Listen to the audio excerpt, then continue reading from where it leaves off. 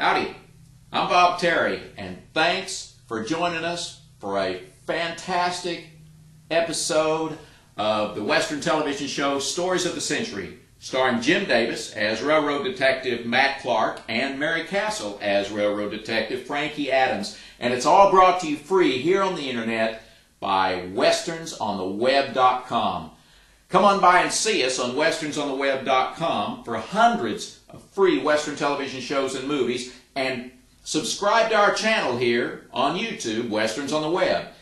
And we're getting our Facebook page started, so come on by and visit us on Facebook, Westerns on the Web on Facebook. Now here comes Stories of the Century.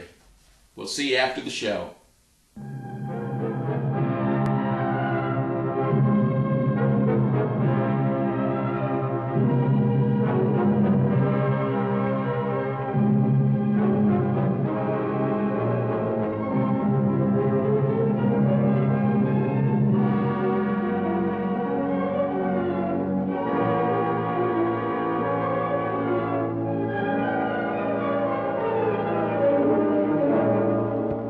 Record many stories of famous and notorious characters of that period. One of the most famous of them all was Black Bart. Working alone and on foot, he held up 27 coaches, and for 9 long years in the 1880s baffled the smartest detectives in California.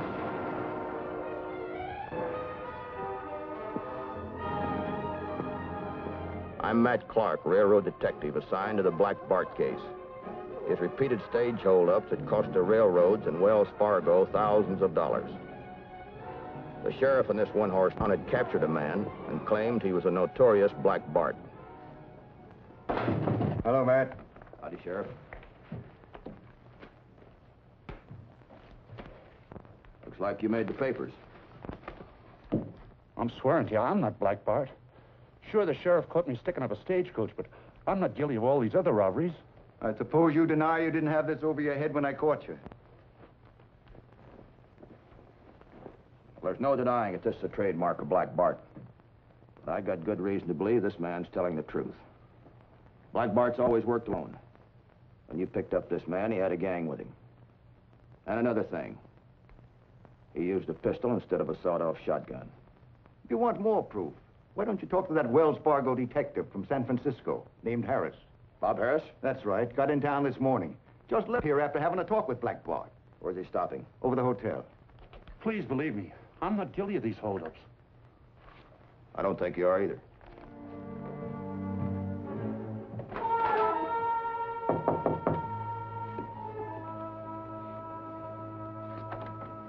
Matt. Bob, you old son of a Good gun. to see you. How are you? Thought you'd be around when you heard I was in town. Yeah, the sheriff said you'd paid a little visit over to his office. The man he's holding there is not Black Bart. Did you tell him that? I told him I couldn't swear he was the man. Come on, sit down. Look, Bob, there's no detective on the West Coast that knows more about Black Bart than you do. You could have convinced him of that. Why didn't you? Take advantage of all the free publicity, that's why. As soon as Black Bart reads those headlines, he'll want to pull another job, just to show us how wrong we are. What do you expect him to do? Send you a timetable? The next best thing. Maybe we can send him one. Yeah? I'm listening. Bart's pulled 26 robberies so far, most of them between Wairika and Sonora. You think he'll take that route again? He might, if we make the payload attractive enough. There's only one hitch tonight, Bob. If he sees mugs like yours and mine riding the coach, he'll never step out of the bushes. You got me there. Did you ever think of using a woman? Never have. What could a woman do? She wouldn't arouse suspicion, and I've got just a girl. Trained head and a cool observer. If we let her ride the coaches with a big payload of marked money and gold, and if we just happen not to be too far away at any given time. Sounds good. Send for her. You stick right here. I'll back.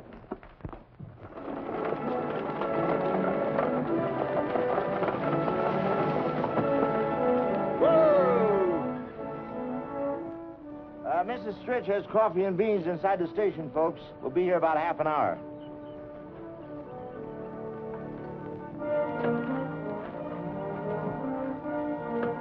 Thank you, Mr. Bowles. Pleasure. My partner, Frankie Adams, had been waiting in San Francisco, ready, willing, and able. Now, I was meeting her on her first day out. Care to join me for some nice cold lemonade, Miss Adams? Oh, no, thank you. I think I'll stretch a bit. As you wish, my dear.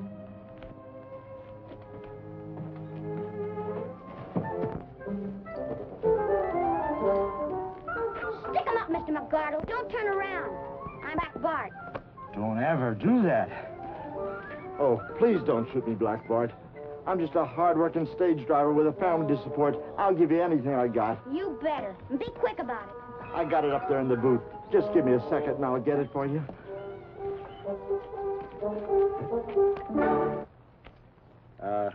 Is this what you want, Black Bart?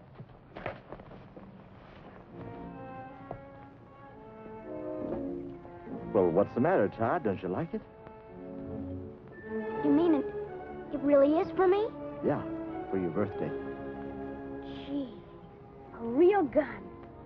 You think it'll be all right with Ma? Oh, sure, I fixed it before I bought it. I told her you're old enough now to start doing the family hunting. Thanks, Mr. McGardle. First rabbit I shoot, I have Ma fix it up for you. Just wait till I show her. Thank you. Yeah, my dear. Oh, excuse me, mister. Hey, Mr. McGardle! You sure this boy is old enough to own a rifle? He's 13. I had a gun when I was 10. If you're old enough to own a real rifle, my boy, you're old enough to stop playing robbers. I'm surprised at you giving this boy a weapon without proper instructions to go with it. Don't you know you never point a gun at anybody unless you want to kill them? After all, sir, I just gave it to him. I intend to straighten him out. Anyway, it ain't loaded. But empty or loaded, you always carry a gun like this. If it should be accidentally discharged, the bullet will go into the ground. Here, let's see old... Golly, mister. Sure know a lot about guns, don't you? I don't think we ought to bother the gent anymore, Todd. I'll come back tonight and teach you how to shoot it. Now run along and show your mom your new present. I'm ready to leave. Good lemonade, wasn't it? Lovely.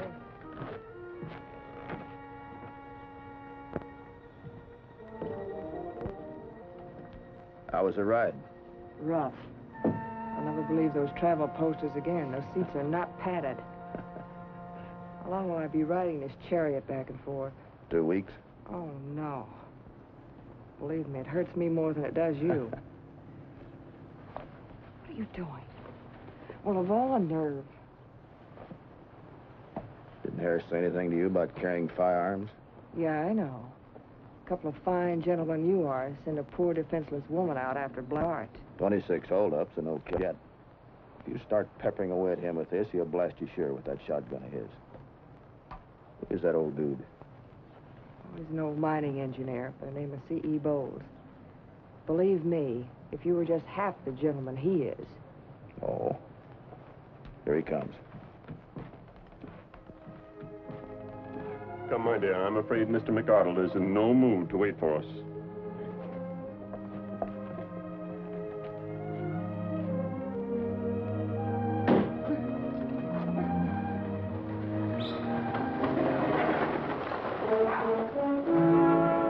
That's the way it was going to be for almost 2 weeks. Frankie riding the stages back and forth with the payroll from the mines. But nothing happened.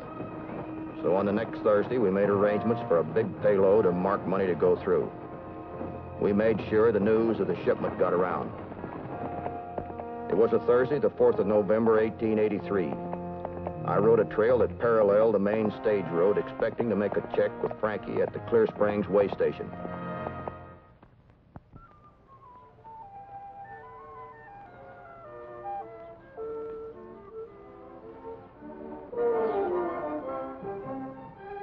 Oh, boy.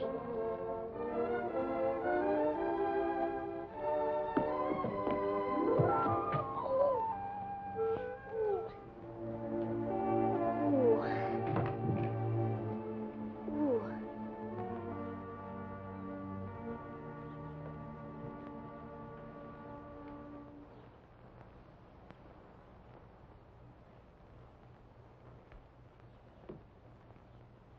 All that, Todd? Oh, gosh, you scared me. Think it was a bear? It could have been. There's lots of them around here. Didn't expect to run into you way up here. Me neither. I learned to use that gun just like you said. I've been careful not to point it at anybody, I've been carrying it just like this. That's the way to do it. Practice what you're taught, and you'll have things in this world that can't be bought.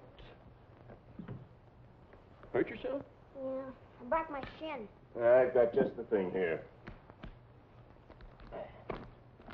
For all minor cuts, abrasions, poison oak and ivy, not to mention the 7-day itch. Will it sting? No, not a bit. Yeah, you hold it there and you'll be as good as new in a couple of minutes. Thanks.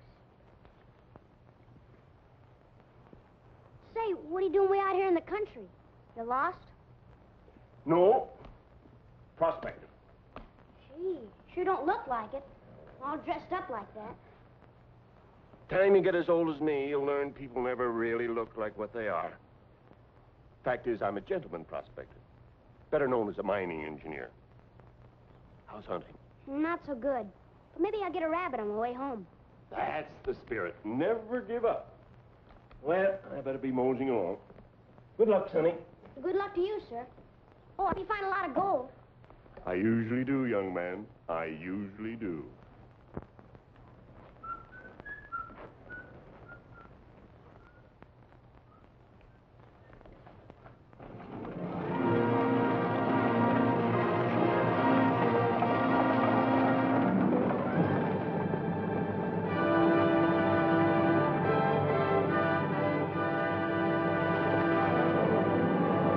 Hold up there, driver. Throw down your gun. Now the box. I can't. It's tied off in the back boot. Set the brake and tie off the rein.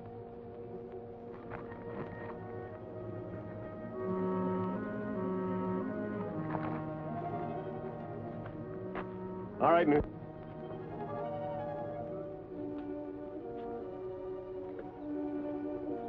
Keep your purse. It's not my habit to rob or hurt the ladies. Take that rock and put it under the back wheel. Go on. All right, driver, get down. Now get the box.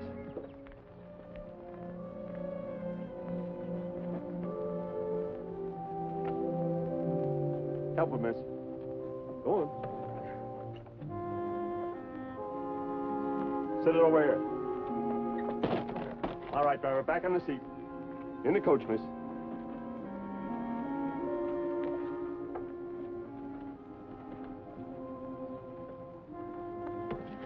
All right, driver, take her away. Yeah!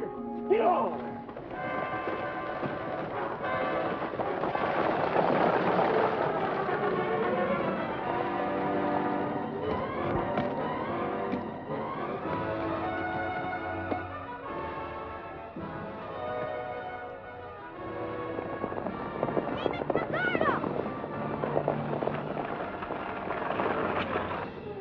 How about give me a ride home?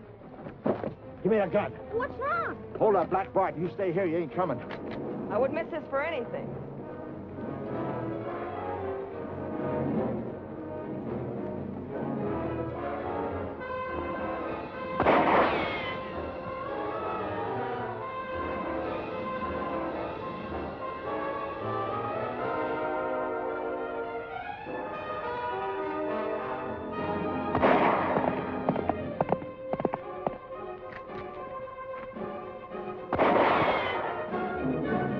Give me that.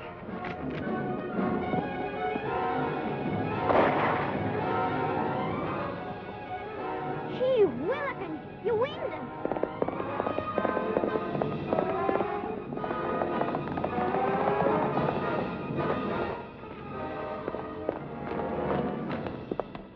Black Bart held us up. And golly, can that lady shoot? I winged him, Matt. I saw him grab his arm. He just went over the hill there a second ago. Horseback? No, afoot. Probably has a horse hidden on the other side. You get back to town, scare up a posse. Be careful, he's got a shotgun.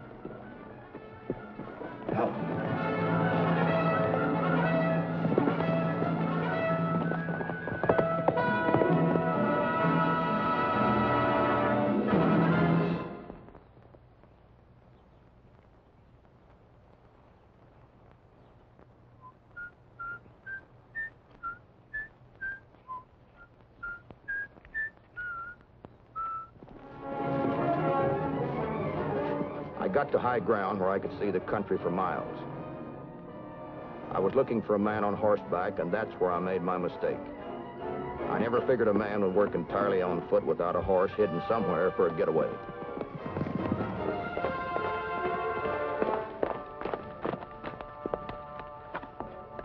Didn't have any luck, Frankie. Todd and I searched every inch of ground. We found clues strewn halfway down the canyon. He was carrying that valise and that axe. He says he's sure he met Black Bart just before the robbery. You think you could identify him if you saw him again, Todd? Oh, sure. He was the same man who was at the way station when I got my gun. That mining engineer that called himself C.E. Bowles? He even helped bandage up my leg. That's his own handkerchief. He tied it on himself. Say, Todd, you think I could borrow that handkerchief for a while? Oh, sure. It'd stop bleeding by now. Okay. Will that give us anything? Yeah, it might, once we get to San Francisco and see Bob Harris at the Wells Fargo office. Oh, this he left on purpose.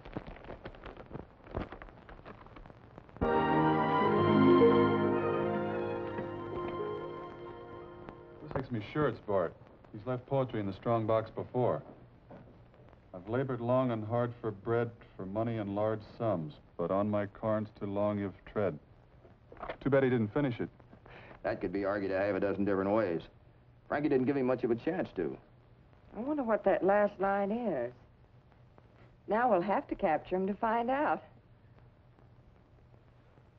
As long as we can't find a man by the name of C.E. Bowles, I've got a hunch that this is our strongest clue. What do you think of that mark in the corner of the handkerchief? Chinese character. I'd say it's a laundry mark. Must be 1,000 laundries in California. I don't think we'll have to take in all of California. The marked money Bart took from the strong box has been turning up here in San Francisco. There's a possibility that Bart lives right here in the city between robberies. That'll be a good job for you, Frankie. That's what I was afraid of. Well, come on, let's go.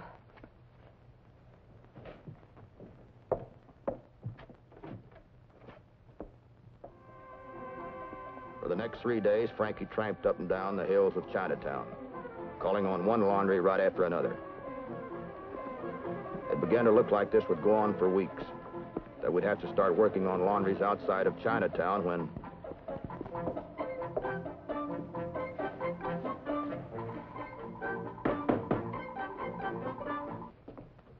Hello, Missy. You got laundry ticket?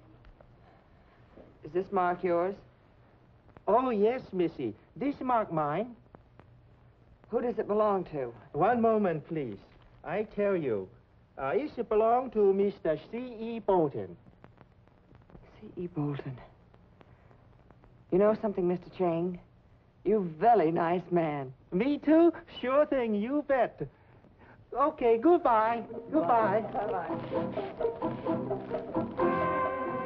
As soon as Frankie passed the word, I began my daily watch of Chang's California laundry.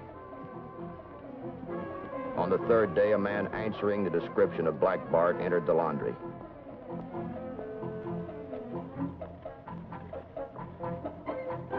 Well, there it is. Very good. One moment, please. I get for you. I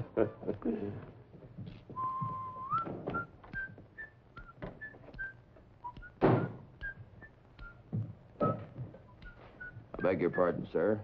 Are you Mr. C.E. Bolton? Yes, I am. I'm Matt Clark, railroad detective. Indeed. I wonder if you'd come along with me, Mr. Bolton. We'd like to question you down at the Wells Fargo office. I'm a mining engineer, you know. Would this have something to do with my latest shipment of gold? Yeah, I'm afraid so, but I doubt if it was your gold. This is all very highly irregular, of course. However, I should be delighted to go along with you. Chang, this man's trying to rob me. Stop it!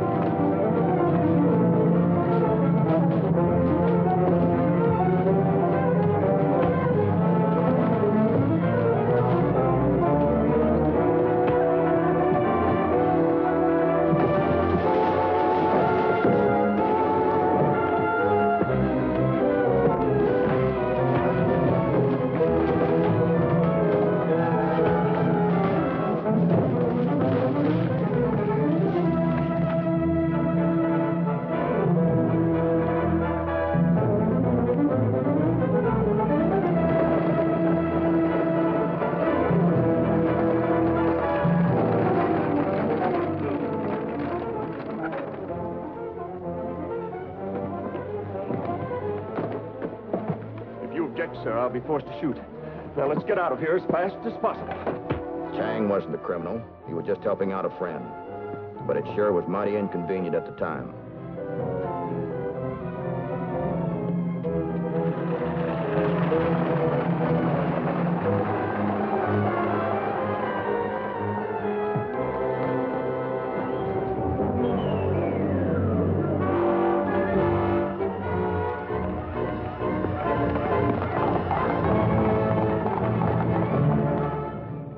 Had Bart turned into town and tried to get away on foot, he might have made it.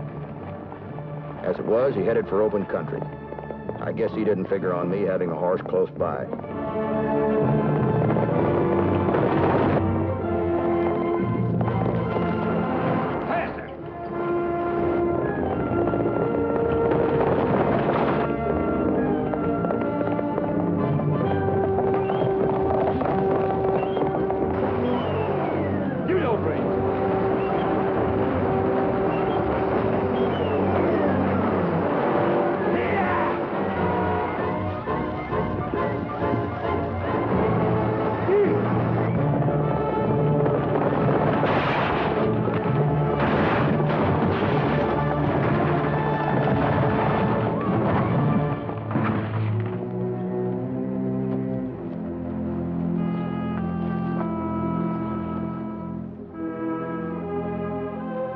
Black Bart wasn't dead. He wasn't even injured. It'd take a lot more than a wagon accident to hurt a tough robber like him. Come on, Bart, admit it and get it over with. When I shot at Black Bart after the robbery, he grabbed his left arm. Would you mind rolling up your sleeve, please? Not at all, not at all. I told the laundryman to have that button fixed. Yes. How did you get that? Scratched it on a nail. Pardon me. Would you mind repeating after me? Throw down that box. Throw down that box. Come on in, Mac.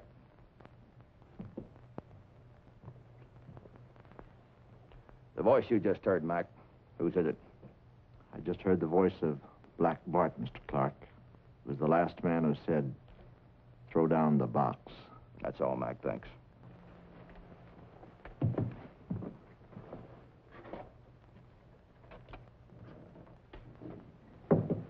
Dodge, you said you talked to a man about 30 minutes before the robbery. He said he was carrying an axe and a shotgun. Is that man in this room? That's the man, sir. Gee, I'm sorry, mister. After you were so nice to me and everything. Fixing my leg with your handkerchief. I'm sorry, too. That's all right, my boy. You're only doing your duty. And I suppose I might as well do mine. You can tell all your grandchildren that the man who taught you how to handle a gun was Black Bart. Black Bart? Gee willikins. That's all, Todd. Thanks a lot. Before we go on to the confession, Mr. Bolton, there's one thing I'm curious about. Why? It's very simple, sir. I wanted to be a gentleman. After serving honorably in the Civil War, I came west to make my fortune. It wasn't as easy as I thought, so I took what gold I needed. Does your family know anything about this? Indeed not. Except for the robbing of the stagecoaches, I am perfectly respectable. I don't swear, smoke, or drink hard liquor except for medicinal purposes. I'd never think of harming a living creature. But you always carried a shotgun. Don't tell me you wouldn't have used it. Hardly. The shotgun was never loaded. But the man in the wagon. My hand. He's right. He didn't have a gun. I believe you're somewhat of a poet, sir. A mere dilettante, miss. We found this fragment of a poem songbox. Would you mind finishing it for us? Not at all. Not at all. See, I have labored long and hard for bread, for money in large sums, but on my corns too long you've tread. You fine-haired sons of guns. Pretty good, wasn't it? Black Bart was brought to trial on November the 17th, 1883, just 14 days after the robbery. Whereas the said C.E. Bolton is convicted of robbery by his own admission, he is therefore ordered, adjudged, and sentenced to San Quentin, the state prison for the period of 7 years. Take him away.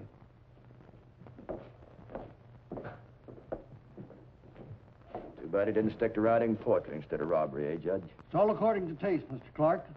Frankly, had he been accused of writing verse instead of robbing coaches, I'm afraid I might have had to give him life.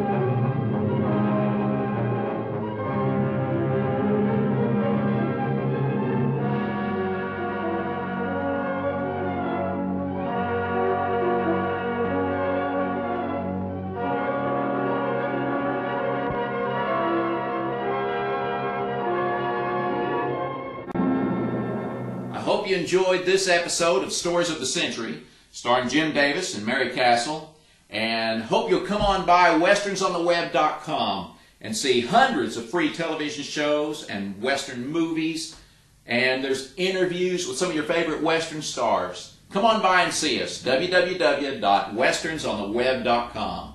I'm Bob Terry, and we hope to see you again on Down the Trail. Have a great day.